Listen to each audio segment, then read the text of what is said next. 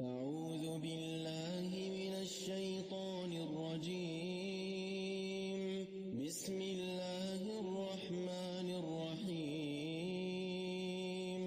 الحمد لله رب العالمين. الرحمن الرحيم. مالك يوم الدين. إياك نعبد وإياك نستعين. اهدنا الصراط المستقيم.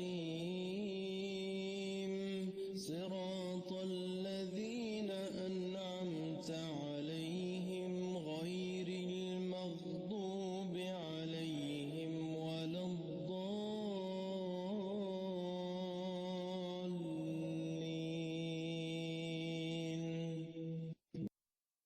Assalamualaikum warahmatullahi wabarakatuh.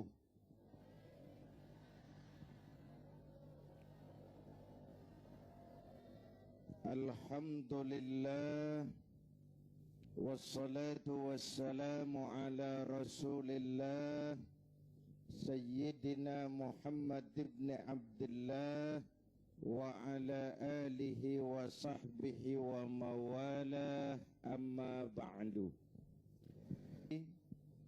Hadirin hadirat ma'asyiral muslimin yang berbahagia. Nah, bangsa kayak gelas, Bang. Begitu pecah, nggak bakal bisa ditambal. Timur-timur udah pisah dari Indonesia. Mimpi narik lagi timur-timur ke Indonesia. Mimpi. Kenapa? Gelas udah pecah, nggak bakal bisa ditambal. Uni Soviet, gelas besar, negara besar, bersama Amerika jadi polisi dunia, dihantam glasnost yang kebablasan. Gorbachev terpental, Soviet pecah jadi negara kecil berkeping-keping. Tidak mungkin menyatukan lagi Soviet. Kenapa? Gelas udah pecah, nggak bakal bisa ditambal. Jelas? Jelas? Gua baru minum.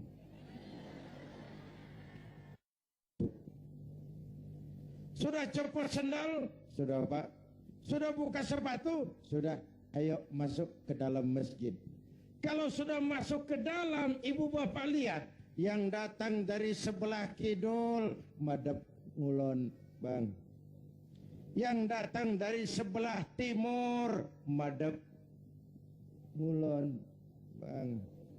Yang datang dari utara, madhab ngulon, Bang. Yang datang dari sebelah kulon, madhab ngulon. Masya Allah, jiwa masjid. Bukan soal dari mana orang datang, tapi satu arah menghadapmu. Kau boleh Sunda, kau boleh Jawa, kau boleh Batak, kau boleh Ambon, kau boleh Bugis, kau boleh Aceh, kau boleh Padang, kau boleh Melayu, kau boleh Dayak, kau boleh Madura, kau boleh Betawi, tapi kita satu nusa, satu bangsa, satu.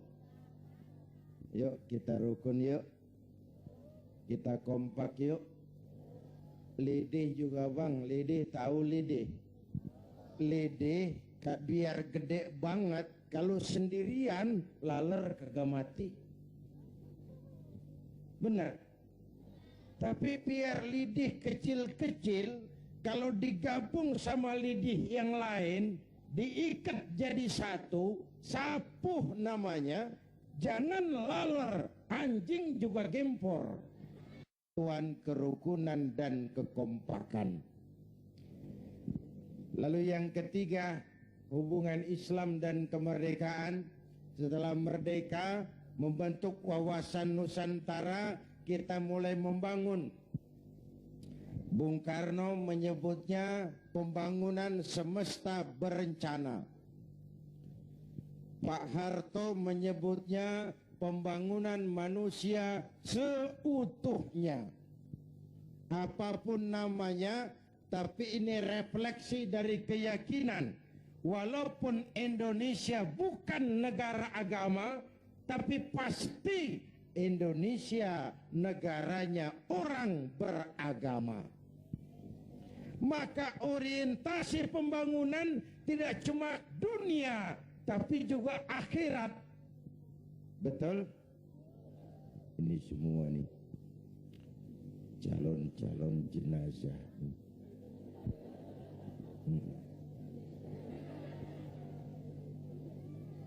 Tadi di awal saya bilang hidup cuma nunggu giliran, akhirnya giliran mati. Betul. Cuma kapan mati itu yang kita nggak tahu. Apakah nanti ibu-ibu duluan, saya belakangan? Kita nggak tahu, itu rahasia Allah. Mungkin juga malah saya yang belakangan, ibu-ibu duluan. Kita nggak tahu, itu rahasia Allah. Betul? Betul? Karena itu, dengan mensyukuri nikmat kemerdekaan, mari kita isi kemerdekaan ini membangun dunia, tapi untuk kepentingan akhirat. Ya Bu? Ya Pak? Ayo kita kompromi kepada Allah dengan memasyarakatkan istighfar, mengistighfarkan masyarakat. Kita memang rakyat kecil, tapi jeritan batin rakyat kecil, nurani rakyat kecil, mampu menggoyang aras. Hadirin yang saya hormati, hanya dengan wujud keseimbangan seperti itu, ada hidup sesudah mati, ada akhirat sesudah dunia, kita bisa berharap mencapai fid dunya hasanah wa fil akhirati hasanah.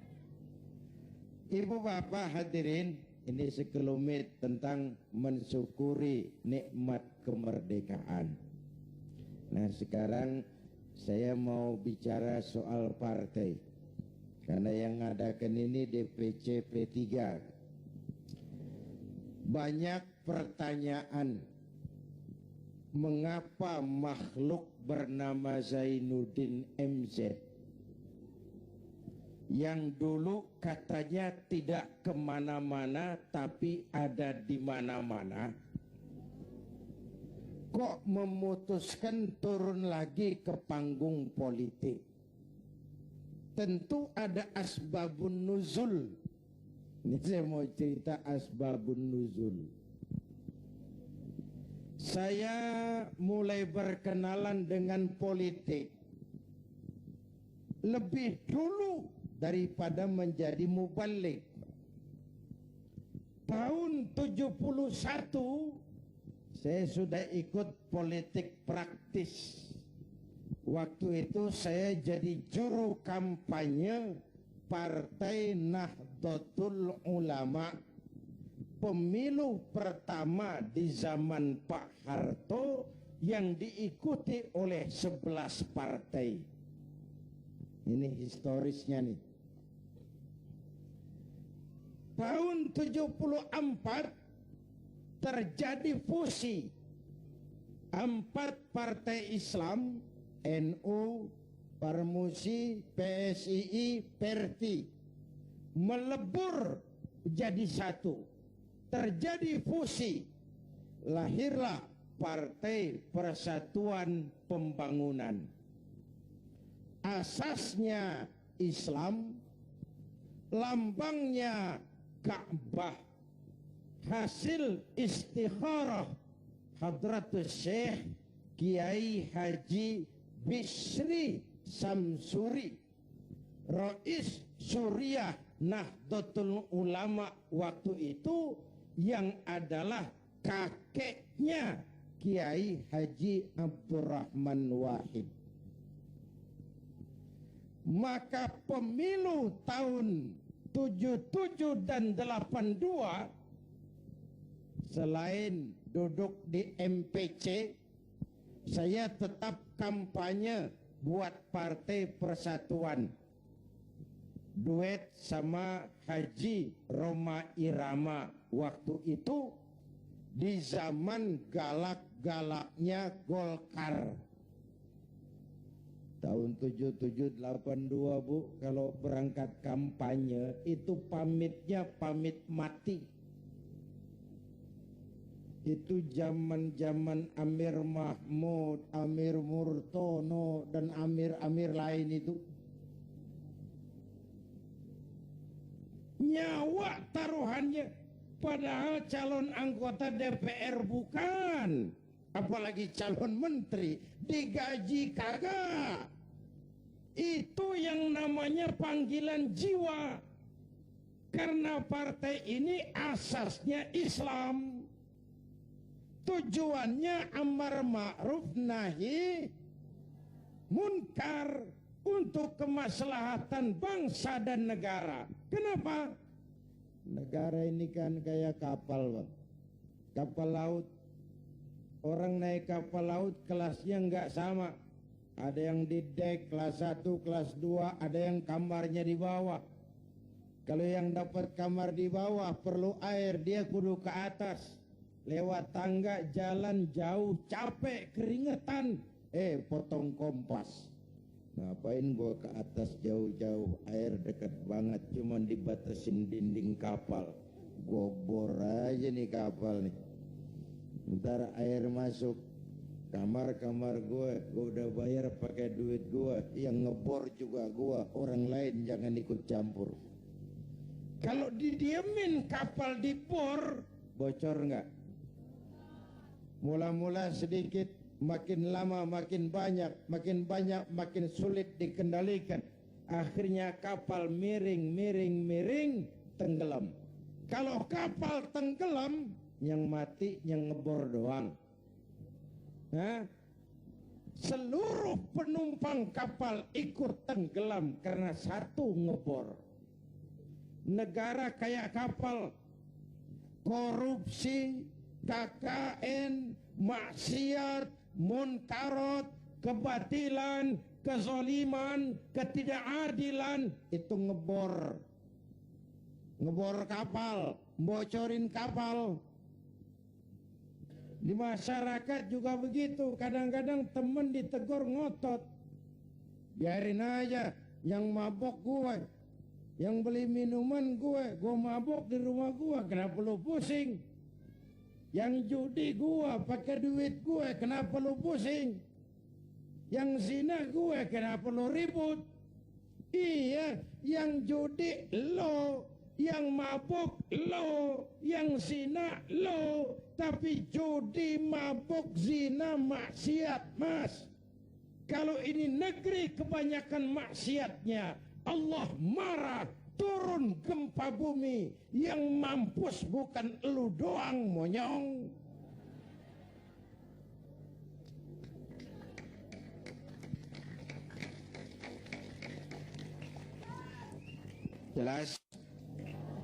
Jelas?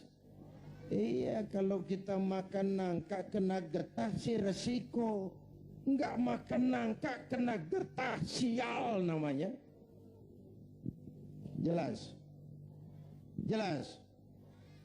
Nah, singkat cerita, lalu tahun 83-84 diundangkan asas tunggal Pancasila. Golkar makin tirani, makin otoriter. Tidak boleh lagi ada ormas dan parpol yang asasnya Islam. Kalau tidak mau terima asas tunggal, bubar. Maka dengan berat hati waktu itu P3 menerima asas tunggal Pancasila daripada dibubarin. Lambangnya berubah jadi bintang. Betul? Masih ingat? Saya protes waktu itu kepada guru saya, Hadratul Mukarram Kiai Haji Dr. Idham Khalid. Ini nanti soal silsilah, Pak. Beliau salah seorang pendiri P3, termasuk presiden pertama Partai Persatuan. Pak, kenapa diterima asas tunggal Pancasila, kita harus melepas asas Islam? Kan rugi. Beliau senyum. Apa kata beliau? Zainuddin, ibarat warung, kita sekarang nggak boleh dagang nasi uduk, biarin aja dagang pisang goreng dulu. Sebab kalau kita dagang nasi uduk juga warung digosor. Biarlah dagang pisang goreng dulu, yang penting masih punya warung. Nanti kalau keadaan aman kita dagang lagi nasi uduk. Nah, Masya Allah, orang tua bijaksana. Tapi saya sudah kadang frustasi. Apa artinya lagi berpolitik kalau asasnya tidak Islam? Maka sejak tahun 84 saya mengundurkan diri dari panggung politik. Saya konsentrasi penuh kepada dunia dakwah. Ketika itulah lahir prinsip saya tidak kemana-mana, tapi saya ada di mana-mana. Itulah politik dakwah. Itu politik dakwah. Kenapa? Waktu itu Golkar kejam, Pak. Tidak boleh ada bunga indah tumbuh di luar istana. Tidak boleh ada bunga indah tumbuh di luar istana. Maka saya harus ngatur strategi supaya saya bisa dakwah ke sana dan kemari. Saya lahirkanlah prinsip tidak kemana-mana, tapi ada di mana-mana.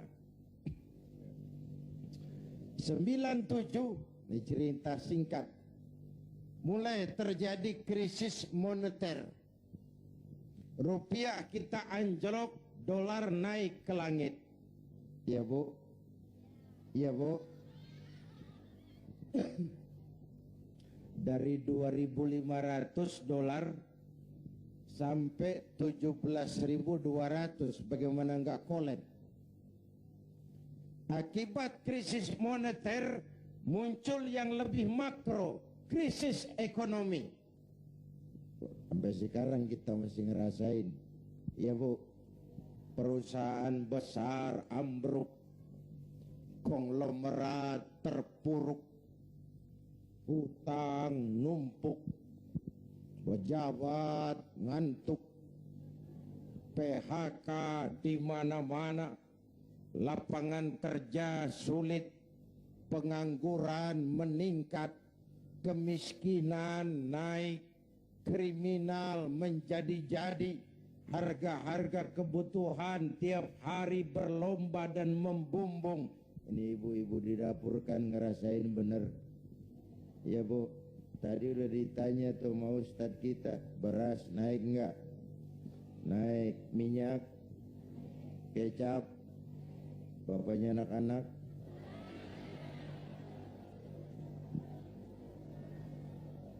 Pikir dulu baru nyaut. Naik.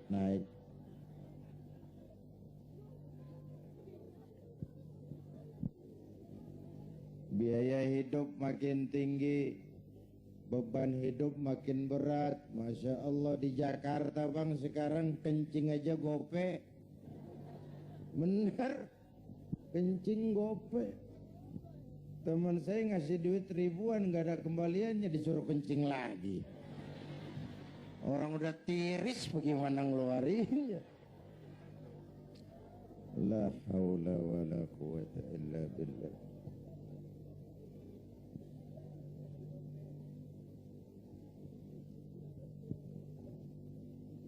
Akibat krisis ekonomi muncul yang lebih mengerikan, krisis kepercayaan. 97, reformasi bergulir, mahasiswa turun ke jalan, Pak Harto lengser. Ini turunnya Pak Harto.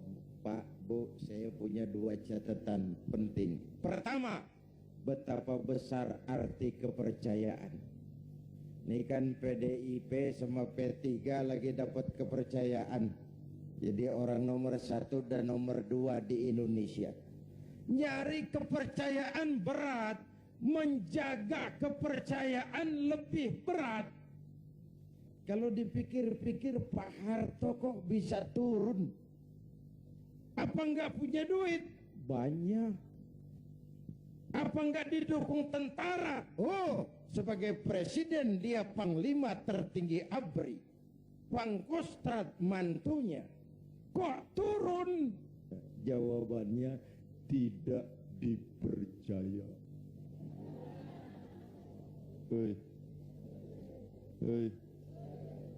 Tidak dipercaya. Nih pelajaran nih. Nggak punya duit bisa minjam, nggak punya beras bisa minta, nggak dipercaya turun. Betul? Luar biasa kepercayaan itu. Ibu-ibu dari sore mau duduk di sini, nggak minum, nggak makan, kan karena percaya sama saya. Bener? Entah lo nggak percaya, gue bacok.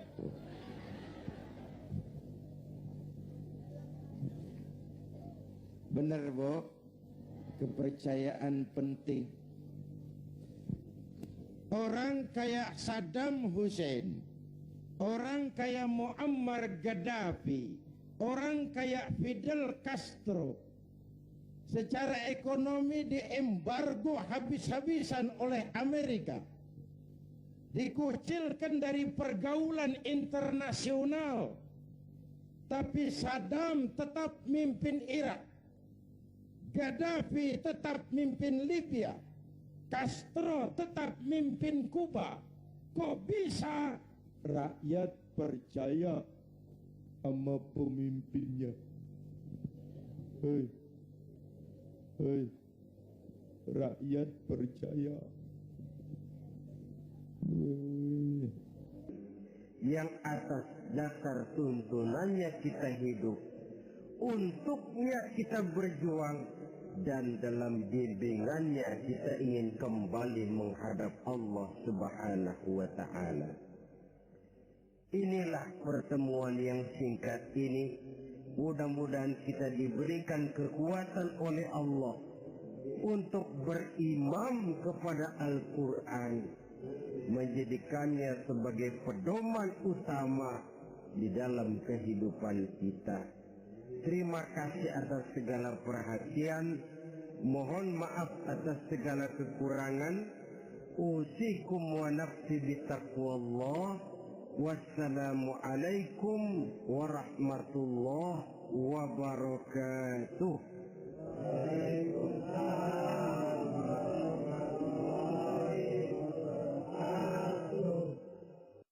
بسم الله